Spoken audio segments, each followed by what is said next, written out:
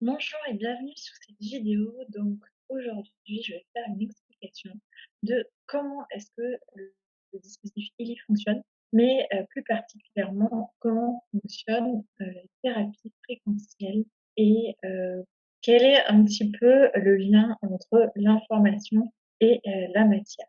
Donc tout d'abord, je vais expliquer au niveau de la matière de notre corps comment ça fonctionne au niveau de nos cellules, comment est-ce que les fréquences peuvent aider, nos cellules à fonctionner de manière optimale. Et ensuite, j'ai repris en fait les explications de Marcus Schmitter, qui est l'inventeur, du TimeWaver, qui est le gros appareil, de biorésonance professionnelle et il est aussi l'inventeur, du Ili, qui est la version miniature en fait, du TimeWaver.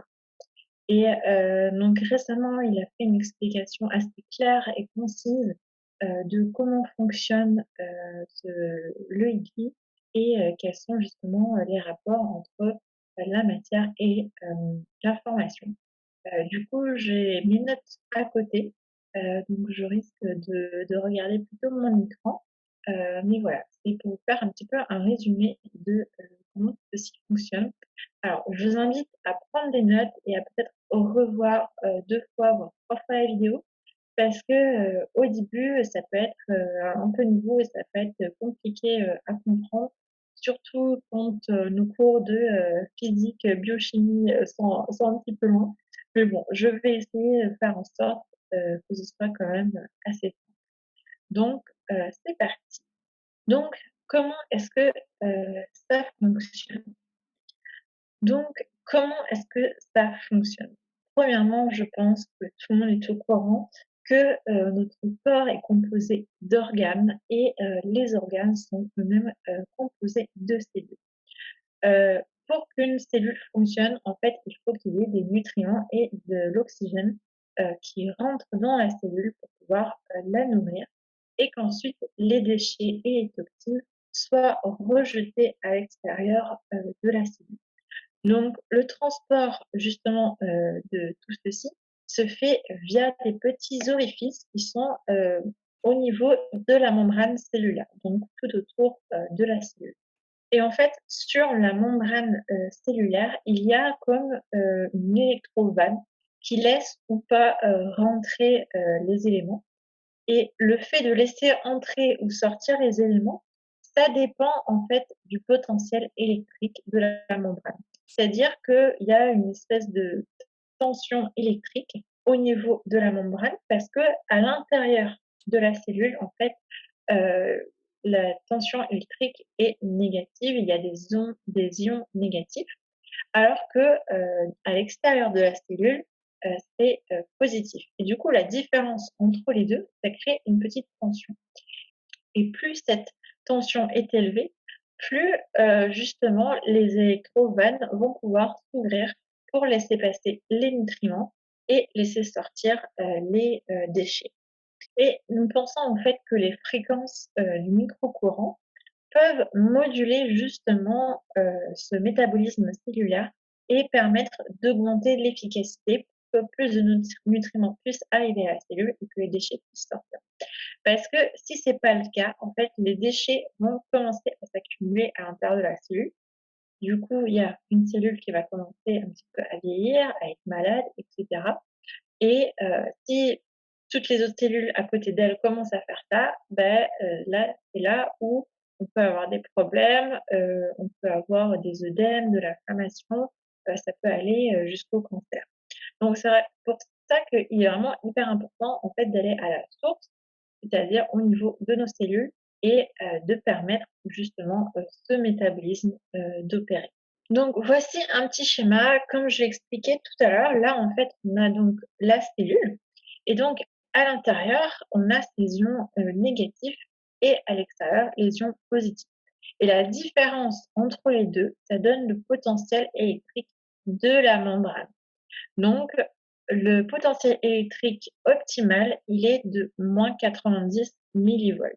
Donc pour pouvoir avoir une cellule saine, il faut arriver à avoir ces -90 millivolts. Donc ça, c'est au niveau de la membrane cellulaire. Mais à l'intérieur de la cellule, on a aussi les mitochondries qui, elles aussi, ont une autre membrane et là, le potentiel électrique est de -150 milliwatts. Et en fait, à l'intérieur des mitochondries, c'est là où l'énergie est produite pour, faire toutes les réactions biochimiques qu'il y a, dans le corps. Donc que ce soit la respiration, la production de la chaleur, peu importe, toutes les réactions qui se font dans le corps ont besoin d'énergie et cette énergie, elle est produite sous forme d'ATP. Le souci, c'est que, en fait, on n'a pas réellement de batterie. Il nous faut continuellement, du carburant, il nous faut de l'énergie et donc heu, c'est pour ça qu'il est vraiment important d'optimiser justement cette production d'ATP et il y a des études qui montrent que, les traitements par microcourant permettent, justement d'augmenter cet ATP.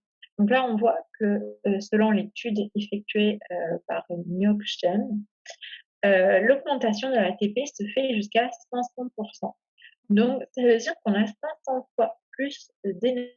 En tout cas, le renouvellement de l'énergie se fait 500 fois plus. Ça permet aussi d'augmenter la synthèse des protéines jusqu'à 70. Donc il faut savoir qu'en fait, nos protéines, c'est ce qui permet, d'être un petit peu la structure de notre corps. Ça permet de créer de nouvelles cellules. Ça permet aussi, l'augmentation du transport des acides aminés jusqu'à 40. Donc les acides aminés, en fait, c'est les éléments qui vont ensuite, constituer, les protéines. Donc voilà un petit peu pour l'explication au niveau de la cellule et de comment, les microcourants peuvent justement augmenter, la production, d'énergie. J'ai passé rapidement sur le schéma juste avant, c'était pour montrer qu'en fait, selon le professeur Hobecker et Nordenström, on peut donc mesurer, le potentiel électrique de la membrane cellulaire et on a vu, tout à l'heure que la mesure optimale, c'est -90 millimol mi et plus on s'éloigne de ça, plus la cellule, en fait, va, vieillir et va devenir malade, jusqu'à, une division cellulaire, jusqu'à la tumeur et jusqu'à la mort, de la cellule. Maintenant, je passe, sur ce schéma, qui est un tout nouveau schéma que Marco Schminke a mis au point et qui explique le rôle du lit, vraiment de manière, beaucoup plus générale. On voit au centre le lit et Marco Schminke appelle, la partie qu'il y a au centre, en fait, c'est le processus quantique et le niveau de ce processus quantique se divise en 2 parties. Donc en bas, on a la matière et en haut, on a l'information. Et les 2 sont pas réellement séparés. C'est pas, 2 choses différentes, parce qu'en fait, une information peut se manifester sous forme de matière. Mais la matière peut aussi être expliquée comme une information. Une des plus importantes, leçons de physique quantique est de comprendre qu'en fait, la matière, à son niveau le plus profond, donc quand on va, jusqu'aux électrons et les photons, en fait, c'est de l'information. Et autre chose, c'est que, l'information, à travers l'énergie, se transforme constamment dans la matière. Donc en fait, on peut, considérer ce monde, comme, de la matière, mais on peut aussi, d'un autre point de vue, considérer que que tout est information. En fait, les scientifiques aujourd'hui considèrent, beaucoup plus, la matière, mais en termes de physique quantique, on va beaucoup plus considérer l'information, que la matière. Mais on expérimente aussi, dans ce monde, grâce à nos sens, on expérimente la matière, comment on vit et cetera. On vit, avec la matière. Mais on a des sens aussi qui nous permettent, de révéler en fait, les informations. Si, c'est pas encore fait, je vous invite à prendre un petit cahier et à vous faire, des notes ou alors à reregarder la vidéo. Voilà, donc je vais continuer. Donc en fait, la réalité, dans laquelle nous vivons est continuellement en fait dans la transformation. Ça, vous le savez, rien ne se crée, rien ne se perd, tout se transforme. Ça, c'est quelque chose qu'on a appris depuis, qu'on est, tout jeune à l'école. Mais là, c'est vraiment expliquer que en fait, l'énergie, se transforme en information, l'information en énergie, l'énergie en matière et la matière en information. En fait, comment ça se passe? Les 3 sont reliés. Donc en haut, on a l'information qui, va vers la matière par l'énergie. Donc se transforme en énergie, puis, en, matière.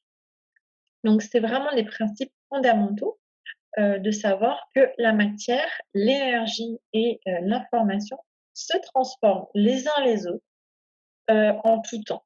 Et du coup, sur ce schéma-là, ce qui est démontré, c'est que le principal transformateur entre la matière en bas et l'information en haut, c'est le processus quantique, qu'on a au milieu et dont le I fait partie puisqu'il est placé au milieu. Alors, au niveau des cellules, je l'ai expliqué tout à l'heure avec, l'ATP. Les cellules, c'est vraiment, l'élément le plus important, de notre corps. Donc les cellules produisent de l'énergie sous forme d'ATP et cet ATP, c'est un peu le carburant des cellules et ce carburant permet au corps de fonctionner, de créer de la chaleur, de bouger, voilà, de faire, tout ce, dont le corps a besoin.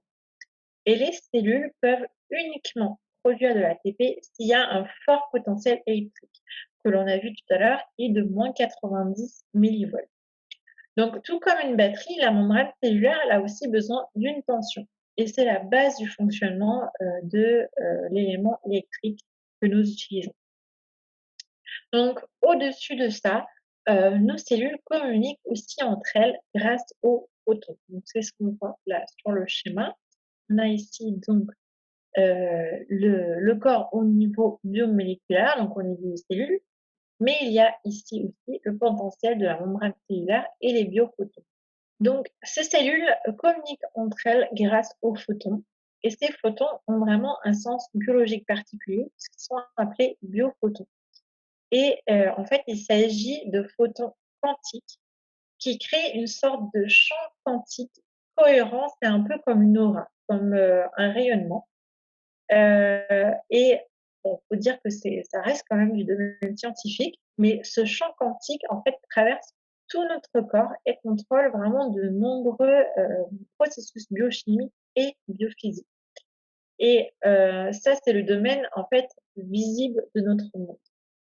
En plus de ça, les substances de notre, système sont traversées également par le champ d'information. Donc le champ d'information, c'est ce qu'on voit, tout en haut, sur le schéma qui, en fait, grâce au processus quantique qu'il y a au milieu, ça guide les mouvements des électrons, ça guide les mouvements de notre corps, ça permet aussi les réactions chimiques. Tout cela est à l'intérieur, en fait, du champ d'information et il s'agit, en fait, de l'intrication quantique. Donc je vous invite à aller vous renseigner, sur les principes quantiques, c'est vraiment hyper intéressant. Pour expliquer un petit peu ce que c'est l'intrication quantique. Donc, c'est le principe selon lequel, lorsque 2 choses ont été une fois connectées ensemble, et bien, même si elles sont séparées, même si on les éloigne l'une de l'autre, elles seront toujours connectées l'une à l'autre par intrication quantique. C'est-à-dire que si elles sont connectées et qu'elles sont même éloignées et que celle-ci a un effet, eh bien, ça aura un effet sur l'autre parce qu'elles sont, vraiment dans une intrication quantique. Et cette intrication quantique, elle est valable pour les photons, mais aussi pour les électrons. Et en fait, c'est vrai pour tout ce qui existe, dans notre réalité. Tout est en fait interconnecté. Ce qui signifie en fait que toute chose dans ce monde a une sorte en fait de relation cachée dont on n'a pas forcément conscience. Nous considérons en fait ce monde comme des objets séparés, mais en faisant ça, en fait, on perd un peu, l'information de l'ensemble et du tout. Et du coup, afin d'obtenir en fait, cette information d'ensemble, on a besoin de ce champ d'information, de l'information, qui est la nature même de l'intrication quantique. Donc ça apporte vraiment une explication complémentaire, à notre vision plutôt matérielle de la 3D, et de la matière en fait et de ce qu'on expérimente dans ce monde. Parce que, sinon en fait, on finit dans un monde où, plus rien il y a de sens. C'est un monde où, justement on ne peut plus se connecter, on peut plus connecter en fait le corps, l'esprit et l'âme. Et l'esprit est vraiment nécessaire pour donner du sens, à ce monde parce que sinon voilà, on est juste, un tas de matière. Du coup, nous avons le champ d'information en haut et le corps physique en bas et entre les 2 donc on a ce processus quantique où est situé l'EI. Au centre donc, l'EI a un capteur quantique qui permet, qui est en fait un générateur de bruit physique et grâce à justement ce phénomène d'intrication, l'EI, peut se relier aux informations et à l'aspect physique de notre organisme. Donc c'est-à-dire que l'EI est en permanence connecté au champ d'information et à notre corps à nous. Et par résonance en fait et par cette connexion, il va pouvoir trouver les fréquences dont on a besoin. Et du coup, quand on dit que l'EI analyse en temps réel et qui se réajuste en fait, toutes les 10 secondes, mais même ça se fait instantanément, c'est, par ce processus d'intrication puisque comme on a dit, vu qu'ils sont connectés, l'un a forcément un impact sur l'autre. Et donc quand l'EI cherche quelles sont les fréquences les plus adaptées, il le fait pour 2 objectifs. Et on peut le voir par, ces 2 flèches, donc il y a une flèche vers le haut et une flèche vers le bas, mais en réalité, c'est une seule flèche qui a 2 directions. Donc comment ça fonctionne? Il y a des micro-courants électriques de très, très faible amplitude qui sortent du lit que j'ai là. Et l'amplitude est si faible qu'on peut à peine le sentir. Certaines personnes qui sont plus sensibles et qui peuvent, plus les sentir, mais généralement c'est très, très faible comme ressenti. Mais elles sont suffisamment élevées pour que les cellules reconnaissent, ce micro-courant. Il s'agit en fait de la même amplitude que les courants produits naturellement, par notre corps au niveau de nos cellules. Donc l'EI produit des micro-courants avec de faibles fréquences pour affecter le corps électromagnétique, mais surtout au niveau de la membrane cellulaire. Et du coup, en fait, les fréquences basses vont, plutôt fonctionner pour tout ce qui est en bas, tout ce qui est au niveau de la matière, au niveau, des cellules et les fréquences un peu plus élevées vont fonctionner plus haut, en fait, au niveau du champ bioénergétique. Le champ bioénergétique, en fait, c'est la partie du champ d'information qui est reliée à notre corps. Dans certaines traditions, on peut l'appeler le chi, le prana ou alors l'énergie, mais c'est en fait le mouvement de l'information quantique et l'énergie quantique qui relie en fait le champ d'information avec l'aspect physique de notre être. Donc c'est vraiment l'énergie et les fréquences qui va faire le lien entre l'information en haut et la matière en bas. L'UI est vraiment placé au milieu et grâce à ces 2 manières de fonctionner, à ces 2 objectifs de fréquence, et bien, l'EI du coup connecte le champ d'information et la matière. Du coup, comme je disais, tout à l'heure, il y a vraiment ce lien entre l'information, l'énergie et la matière. Tout comme au niveau, de notre être, on a aussi ce lien avec notre corps qui est donc la matière, l'esprit et notre âme. Et du coup, l'ELI va justement permettre aussi une meilleure connexion entre, ces 3 choses-là et que, le flux d'énergie puisse plus facilement, passer de l'un à l'autre. Donc là, on arrive un peu plus sur le schéma simplifié. Vous reconnaissez ce signe, c'est le yin et le yang. Donc sur ce schéma simplifié, on retrouve le yin au milieu et on a ces fréquences micro-courants allant dans les 2 directions. Donc une direction, c'est les micro-courants avec les fréquences basses qui sont, plutôt pour tout ce qui est au niveau du corps, au niveau de la matière et des cellules. Et l'autre direction, c'est pour les microcourants avec les hautes fréquences où, là, en fait, ce sont, vraiment, plutôt pour tout ce qui est, bioénergétique.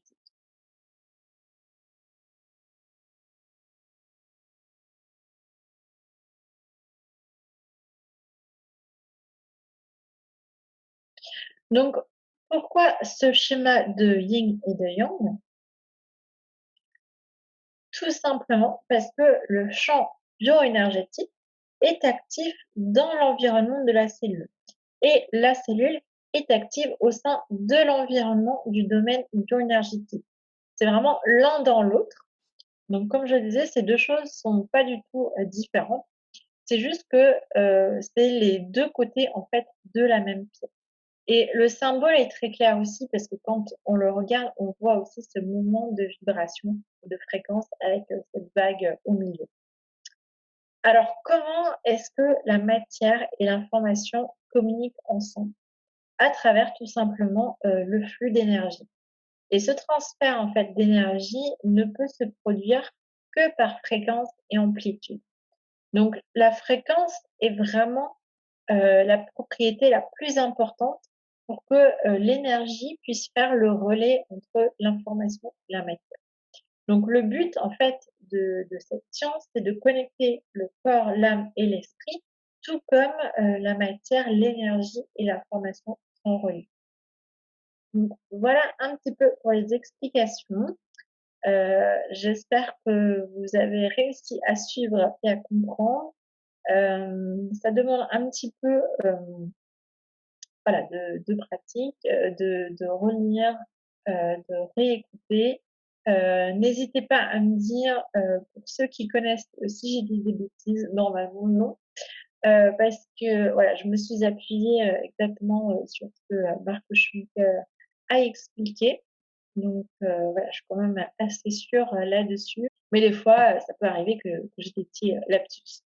Voilà, donc n'hésitez pas, si vous avez envie, d'en savoir plus, à me contacter. Vous pouvez, m'écrire, un mail ou alors, m'écrire sur Telegram, sur l'application. Vous pouvez me contacter en, tapant «être sans paraître» et puis, par mail sinon, il y aura le mail, en dessous de la vidéo ou quelque part, où vous y aurez accès.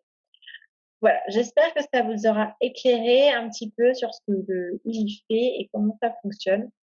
Et d'ici là, eh bien, je vous retrouve dans une autre vidéo.